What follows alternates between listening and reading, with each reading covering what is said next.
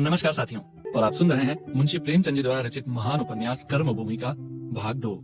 अमरकांत के पिता लाला समरकांत बड़े उद्योगी पुरुष थे। उनके पिता केवल एक झोपड़ी छोड़कर मरे थे, मगर समरकांत ने अपने बाहुबल से लाखों की संपत्ति जमा कर ली थी। पहले उनकी एक छोटी सी हल्दी की आढ़त थी। हल्दी से गुड़ और गुड़ से चावल की बारी आई। 3 बरस तक लगातार उनके व्यापार का क्षेत्र बढ़ता ही गया। अब आढ़तें बंद कर दी थी, केवल लेन देन करते थे। जिसे कोई महाजन रुपए न दे उसे वह बेखटक दे देते और वसूल भी कर लेते। उन्हें आश्चर्य होता था कि किसी के रुपए मारे कैसे जाते हैं। ऐसा मेहनती आदमी भी कम होगा। घड़ी रात रही गंगा स्नान करने चले जाते और सूर्योदय के पहले विश्वनाथ जी के दर्शन करके दुकान पर पहुंच जाते। वहां मुनीम को जरूरी काम समझाकर तकादे पर निकल जाते और तीसरे पहर लौटते। भोजन करके फिर दुकान पर आ जाते और आधी रात तक डटे रहते। थे भी भीमकाय। भोजन तो एक ही बार करते थे, पर खूब डटकर। 200-250 मुगदर के हाथ अभी तक फेरते थे। अमरकांत की माता का उसके बचपन में ही देहांत हो गया था। समरकांत ने मित्रों के कहने सुनने से दूसरा विवाह कर लिया था। उस 7 साल के बालक ने नई माँ का बड़े प्रेम से स्वागत किया, लेकिन उसे जल्द मालूम हो गया कि उसकी नई माता उसकी जिद और शरारतों को उस क्षमा दृष्टि से नहीं देखती जैसे उसकी माँ देखती थी। वह अपनी माँ का अकेला लाडला लड़का था, बड़ा जिद्दी, बड़ा नटखट। जो बात मुंह से निकल जाती उसे पूरा करके ही छोड़ता। नई माता जी बात बात पर डांटती थी, यहाँ तक कि उसे माता से द्वेष हो गया। जिस बात को वह मना करती उसे वह अद बताकर करता। पिता से भी ढीठ हो गया। पिता और पुत्र में स्नेह का बंधन न रहा। लाला जी जो काम करते, बेटे को उससे अरुचि होती।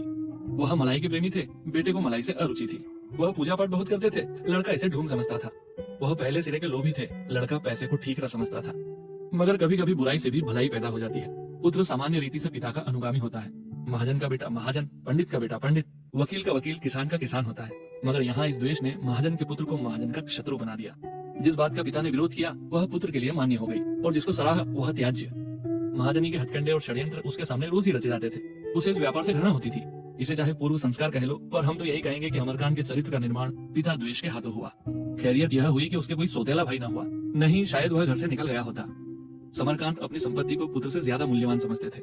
पुत्र के लिए तो संपत्ति की कोई जरूरत न थी, पर संपत्ति के लिए पुत्र की जरूरत थी। विमाता की तो इच्छा यही थी कि उसे वनवास देकर अपनी चहेती नैना के लिए रास्ता साफ कर दे, पर समरकांत इस विषय में निश्चल रहे। मजा यह था कि नैना स्वयं भाई से प्रेम करती थी, और अमरकांत के हृदय में अगर घरवालों के लिए कहीं कोमल स्थान था तो वह नैना के लिए था। नैना की सूरत भाई से इतनी मिलती जुलती थी जैसे सगी बहन हो। इस अनुरूपता ने उसे अमरकांत के और भी समीप कर दिया था। माता पिता के इस दुर्व्यवहार को वह इस स्नेह के नशे में भुला दिया करता था। घर में कोई बालक न था और नैना के लिए किसी साथी का होना अनिवार्य था। माता चाहती थी नैना भाई से दूर दूर रहे। वह अमरकांत को इस योग्य न समझती थी कि वह उनकी बेटी के साथ खेले। नैना की बाल प्रकृति इस कूटनीति के झुकाए न झुकी। भाई बहन में यह स्नेह यहाँ तक बढ़ा कि अंत में विमातृत्व ने मातृत्व को भी परास्त कर दिया। विमाता ने नैना को भी आंखों से गिरा दिया और पुत्र की कामना लिए संसार से विदा हो गई। अब नैना घर में अकेली रह गई। समरकांत बाल विवाह की बुराइयां समझते थे, अपना विवाह भी न कर सके। वृद्ध विवाह की बुराइयां भी समझते थे। अमरकांत का विवाह करना जरूरी हो गया। अब इस प्रस्ताव का विरोध कौन करता? अमरकांत की अवस्था 19 साल से कम न थी, पर देह और बुद्धि को देखते हुए अभी किशोरावस्था ही में था। देह का दुर्बल, बुद्धि का मंद। पौधे को कभी मुक्त प्रकाश न मिला, कैसे बढ़ता, कैसे फैलता। बढ़ने और फैलने के दिन कुसंगति और असंयम में निकल गए। 10 साल पढ़ते हो गए और अभी ज्यों त्यों 8वें में पहुंचा था। किंतु विवाह के लिए यह बातें नहीं देखी जाती। देखा जाता है धन, विशेषकर उस बिरादरी में जिसका उद्यम ही व्यवसाय हो। लखनऊ के एक धनी परिवार से बातचीत चल पड़ी। समरकांत की तो लार टपक पड़ी।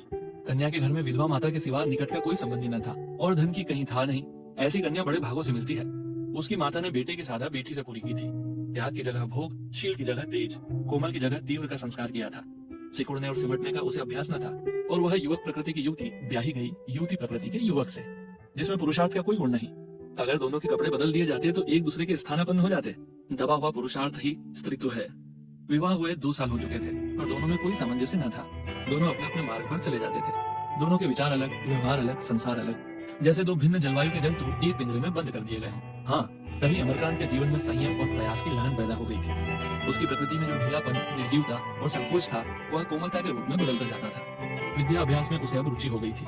हालांकि लाला जी अब उसे घर के धंधों में लगाना चाहते थे। वह तार-वार पढ़ लेता था और इससे अधिक योग्यता की उनकी समझ में जरूरत न थी।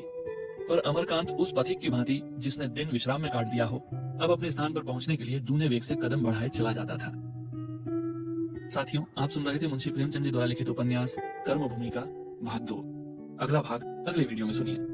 आपको ये उपन्यास कैसा लग रहा है हमें कमेंट सेक्शन में जरूर बताएं। और हाँ साथियों, ऐसी ही मजेदार कहानियां, उपन्यास, कविताएं सुनते रहने के लिए हमारे इस चैनल को सब्सक्राइब जरूर कर लें और बेल आइकन को ऑल पर सेट करें। धन्यवाद।